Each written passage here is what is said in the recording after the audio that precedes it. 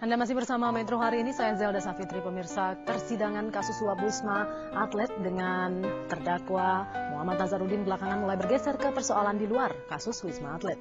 Ketidakhadiran Rosa dalam sidang hari ini juga menjadi pertanyaan besar, mengingat kesaksian Rosa yang akan dikonfrontir dengan Angelina akhirnya dibatalkan. Ada apa di balik persidangan kasus Nazarudin? Benarkah ada upaya melokalisir kasus ini?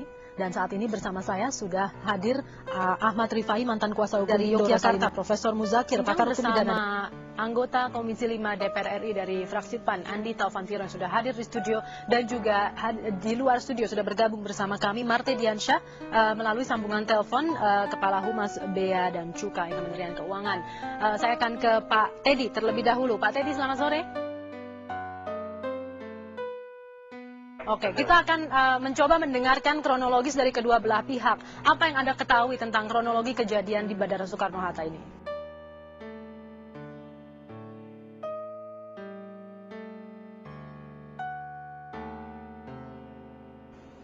Tentang kronologi kejadian di Bandara Soekarno-Hatta, Pak Teddy, apa yang Anda ketahui?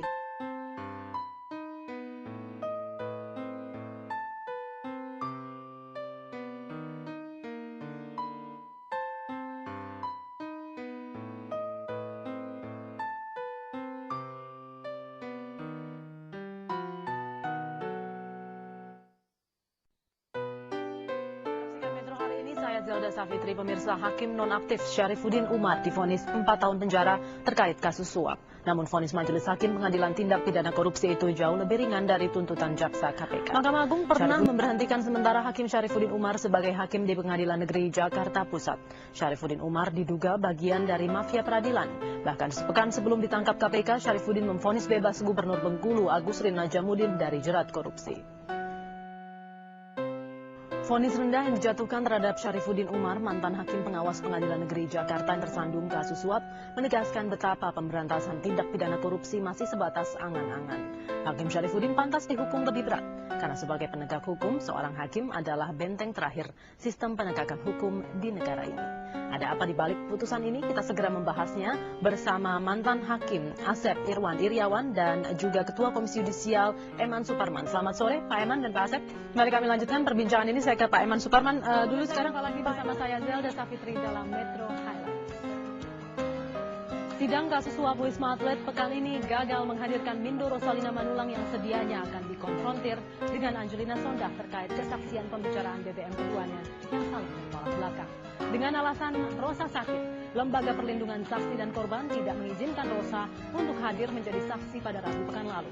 Ketidakhadiran Rosa bahkan tanpa disertai keterangan dari dokter seperti telah diamanatkan dalam undang-undang. Sungguh aneh dan janggal. Publik tentu bertanya, sandiwara apa lagi yang tengah dimainkan dalam peradilan kasus suap Wisma Atlet? Publik pun penasaran siapa sebenarnya sutradara besar yang mengatur jalannya babak demi babak sandiwara itu.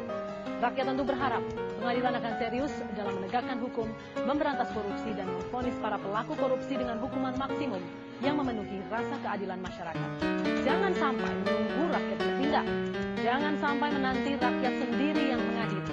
Seperti yang terjadi dalam tragedi penyerangan Jaksa Sistoyo, jaksa yang menjadi terdakwa kasus korupsi di Pengadilan Tipikor. Saat ini sudah hadir di studio Ruhut Sitompul dan Ikrar Musa Bakti. Kami juga masih menantikan kehadiran Diana Marinka untuk bergabung di dialog ini. Kami akan mulai dulu perbincangan ini. Saya akan ke Bang Ruhut terlebih dahulu. Apa tanggapan menjelang hari lahirnya Pancasila yang diperingati setiap tanggal 1 Juni? Seluruh pelajar dan warga Kota Blitar, Jawa Timur menggelar pawai lampion pada Kamis malam. Pawai ini untuk mengiringi replika Pancasila serta teks Pancasila yang dikirap dari rumah dinas wali kota menuju kantor Balai Kota Blitar.